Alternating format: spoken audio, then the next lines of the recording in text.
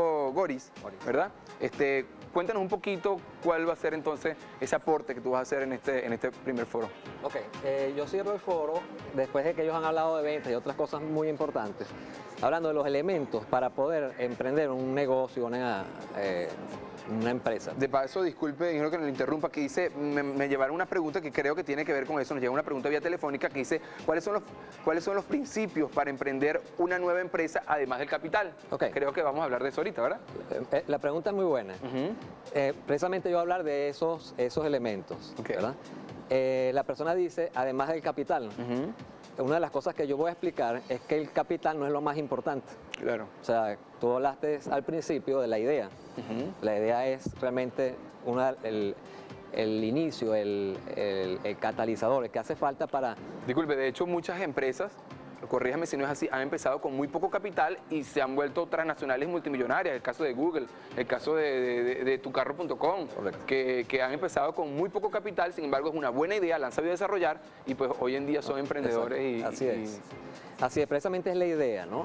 Luego, los elementos tienen que existir todos porque a veces pensamos que con una buena idea y con el dinero vamos a tener éxito y no es así. Tampoco. O sea, porque aún teniendo un negocio que esté abierto, hay gente que al final en vez de un negocio tiene lo que algunos autores, por ejemplo Robert Kiyosaki, habla de un autoempleo.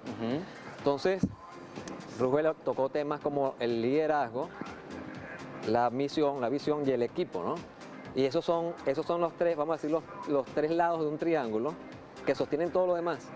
Y otra cosa que comúnmente cometemos, la gente se va hacia el lado, es el producto, ¿no? O sea, ¿qué es lo que voy a vender?